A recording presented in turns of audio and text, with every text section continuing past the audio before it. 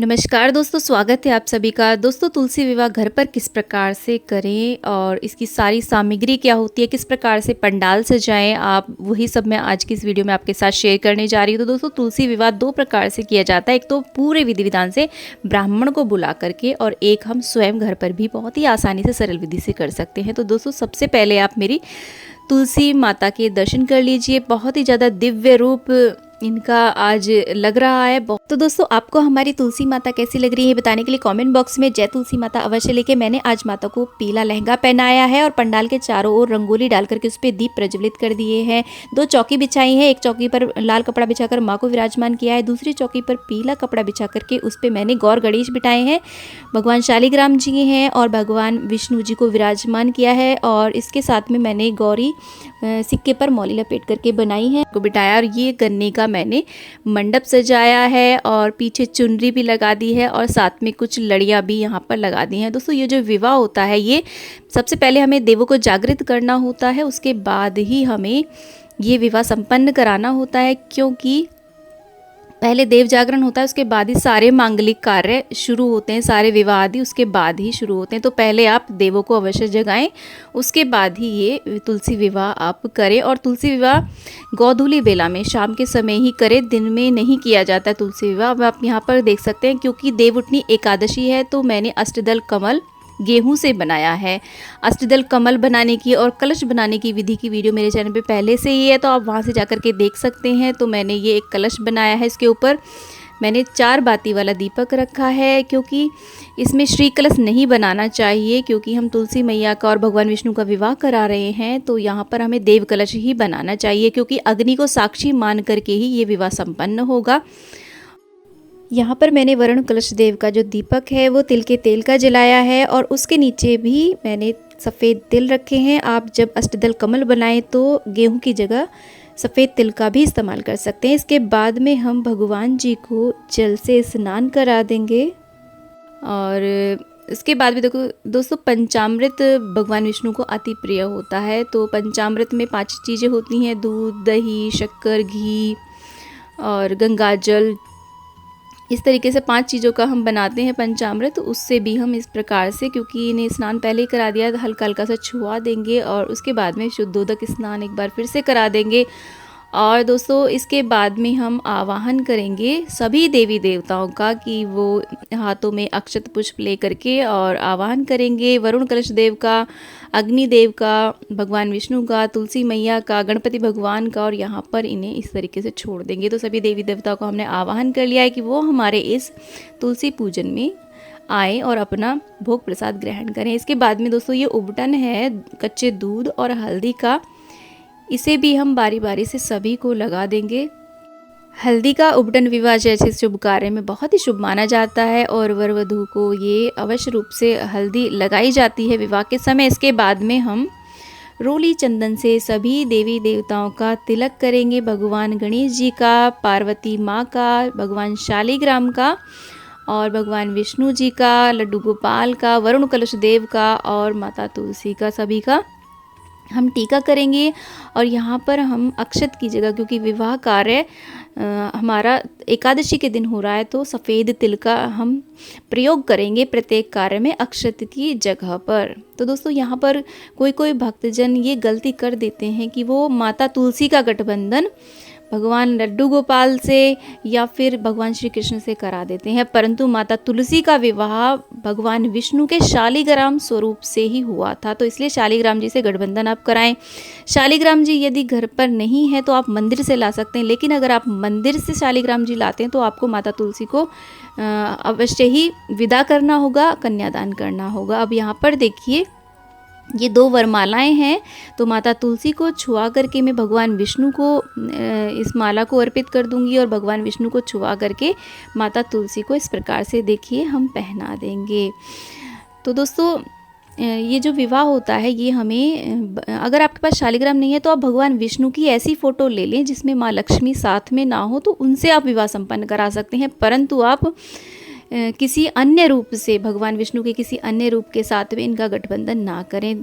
तो इस प्रकार से देखिए, हम बारी बारी से सभी देवी देवताओं को उनका नाम लेते हुए पुष्प अर्पित कर देंगे और मन ही मन ओम नमो भगवते वासुदेवाय नमः मंत्र का जाप करते रहेंगे।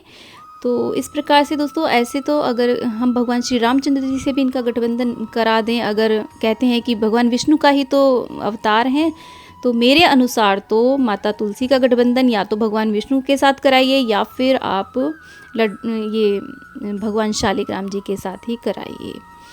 तो ये जो विधि है मैं बता रही हूँ, ये घर पर आप किस प्रकार से सरल तरीके से विवाह कर सकते हैं। इसके बाद में हम जनेऊ अर्पित कर देंगे और वस्त्र रूपी कलावा अर्पित कर देंगे सभी देवी देवताओं को। और माता तुलसी का मंत्र बोलते रहें, भगवान विष्णु का मंत्र बोलते रहें, वरुण कलश देव को भी हम देखिए ये कलावा अर्पित कर देंगे, रक्षा सूत्र माता तुलसी को भी अर्पित कर देंगे। अब यहाँ पर देखिए दोस्तों, विवाह के समय मीठा पान दूल्हे को चढ़ाया जाता है, खिलाया जाता है, तो हम ये मीठा पान भगवान विष्णु जी को, भगवान शालिग्राम जी को अर्पित कर देंगे। और यहाँ पर देखिए गठबंधन का सामान है, एक हल्दी की गांठ ले लें, सुपारी ले लें और सफ़ेद तिल और 11 रुपये और कुछ पुष्प ले लेंगे। और इससे हम एक ये देखिए पीताम्बर लेकर के और माता तुलसी के लिए एक चुनरी लेकर के इसका गठबंधन करेंगे। इसमें जो भी पैसे होते हैं इन्हें आप गठबंधन को खोल करके किसी को भी दान दे सकते हैं, जो भी गांठ खोलता है वही इसे ले लेता है। अब हम देखिए भगवान शालिग्राम को और माता तुलसी को हम ये चुनरी उड़ा देंगे। तो हमने तो शालिग्राम जी के साथ इनका गठबंधन किया है। और इस बात में आप ध्यान रखें कि पहले हमें माता तुलसी को दाहिने तरफ रखना है भगवान विष्णु के। इसके बाद में देखिए ये हमारा श्रृंगार का सामान है, सभी श्रृंगार का सामान लेकर के आए हैं, बिछिया, मेहंदी, सिंदूर, बिंदी और ये आईना है शीशा, जिसे हम माता को जब उनका श्रृंगार हो जाएगा तो दिखाएंगे। मंगलसूत्र माता को पहना देंगे। तो देव उठनी एकादशी के दिन हमें माता का संपूर्ण श्रृंगार करना है, चूड़ियाँ पहनानी है, बिंदी लगानी है, महावर लगाना है और मेहंदी लगानी है, सभी श्रृंगार करना है। तो रोज़ माता का श्रृंगार नहीं किया जाता है, केवल उनके विवाह के दिन, देव उठनी एकादशी के दिन हमें उनका संपूर्ण श्रृंगार करना है हर प्रकार से। तो जो भी आप बिंदी लेकर के आए हैं उसमें से एक बिंदी माँ के माथे पर लगा देंगे और थोड़ी सी हम मेहंदी भी लगा देंगे पत्तों पर, इनकी डालियों पर। और हमने तो माता को मूर्त रूप देने का प्रयास किया है, तो बहुत ही ज़्यादा दिव्य रूप लग रहा है माँ का। इस तरीके से हमने ये तुलसी मैया जो लगाई हैं, ये पूजा में यूज़ करे गए एक पात्र में, मिट्टी के पात्र में जो मटके जैसा था उसमें मैंने लगाया है। इसके बाद में हम माँ को सिंदूर अर्पित करेंगे और पत्तियों पर भी सिंदूर लगा देंगे। तो सिंदूर 2 तरह का आता है, एक तो जो रेड कलर का होता है, एक होता है बंधन सिंदूर जिसे ऑरेंज जैसा जो होता है। तो ये दोनों प्रकार के सिंदूर हम माँ को अर्पित करेंगे। तो विवाह के दिन माँ पूरे 16 श्रृंगार करती हैं, तो विवाह में आप इन्हें बिछिए ज़रूर अर्पित करें, महावर ज़रूर लगाएं, सिंदूर लगाएं, बिंदी लगाएं, मंगलसूत्र पहनाएं। इस प्रकार से तो कुछ चीज़ें श्रृंगार में 16 श्रृंगार नहीं कर पाएँ तो सिंदूर, बिंदी, बिछिया ये सब तो आप ज़रूर ही पहनाएं। तो ये देखिए मैं बहुत ही सुंदर सी प्यारी सी माँ के लिए बिछिया लेकर के आई हूँ। इन्हें हम माँ के चरणों में इस प्रकार से रख देंगे। तो बहुत ही सुंदर लग रही है माँ अपने संपूर्ण श्रृंगार में। बहुत ही माता तुलसी का संपूर्ण श्रृंगार हो जाने के बाद में हम माता को आईना दिखाएंगे कि वो भी अपना दिव्य रूप देखें कि आज विवाह के दिन वो कितनी सुंदर लग रही हैं। तो आईना दिखा दिया है माँ को। इसके बाद में हम भोग सामग्री अर्पित करेंगे, जो भी भोग सामग्री आपके पास उपलब्ध हो। तो यहाँ पर मैंने 5 तरह की मेवा ली हैं और ये आंवला कैंडी ली है। आप यहाँ पर आंवले का मुरब्बा भी ले सकते हैं। और ये 5 तरह की मिठाइयाँ ली हैं।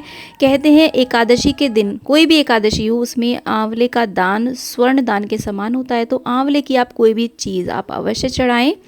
यहाँ पर आंवले का मुरब्बा या फिर आंवला भी हमें आज के दिन अवश्य चढ़ाना चाहिए। और गन्ने की पूजा आज के दिन भी करनी चाहिए, क्योंकि गन्ने का इसीलिए हम मंडप भी सजाते हैं। और ऋतुफल में आंवला, सिंघाड़ा और ये शकरकंद और गाजर, मूली, जो भी आपके पास ऋतु की सब्जियां हो उनका भी भोग आप अवश्य लगाएं। और इनका पूजन भी आज के दिन किया जाता है। और इस तरीके से मैंने ये 5 प्रकार के ऋतुफल ले लिए हैं। इनको भी हम सभी देवी देवताओं को अर्पित करेंगे और जो गन्ने हमने मंडप में लगाए हैं उनका भी हम विधिवत पूजन करेंगे।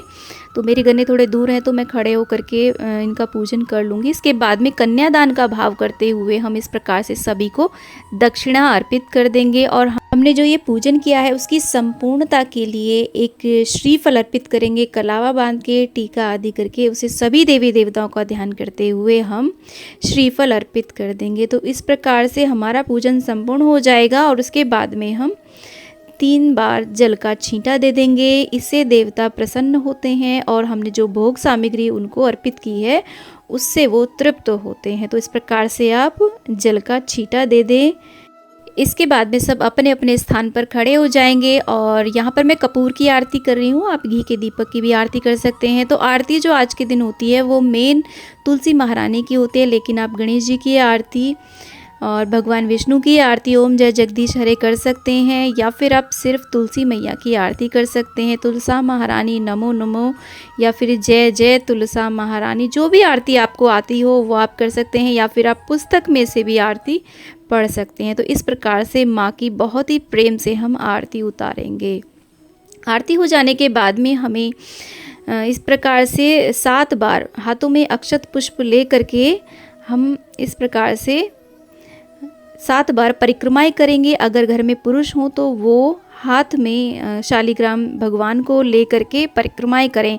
परिक्रमाएं करने के बाद में हमारा विवाह कार्य संपूर्ण हो जाएगा। उसके बाद में हम तुलसी माँ का और भगवान शालिग्राम का स्थान परिवर्तन कर देते हैं। तुलसी को भगवान शालिग्राम के हम वाम आंग की तरफ रख देते हैं। और दोस्तों, विवाह संपूर्ण हो जाने के बाद में हम अगले दिन भगवान शालिग्राम को तुलसी जी के गमले में रख देते हैं, या फिर हम विदा कर देते हैं। कोई लोग तो अगले दिन माँ तुलसी को विदा कर देते हैं और कोई इसे कार्तिक पूर्णिमा के दिन माता तुलसी को अपने घर से विदा करते हैं या फिर किसी को दान में दे देते हैं। तो इस प्रकार से हमने विवाह कार्य संपूर्ण कर लिया है। तो पूजन के अंत में क्षमा याचना अवश्य कर लें, क्योंकि जाने अनजाने हमसे कोई ना कोई न्यूनता या अधिकता हो ही जाती है। इसके बाद में हमें दोस्तों ये जो पूजन है बहुत ही साधारण है। इसे अकेली स्त्रियां जिनके जो हस्बैंड है वो व्रत नहीं कर पाते हैं, साथ में पूजन नहीं कर पाते हैं, अकेले भी कर सकती हैं।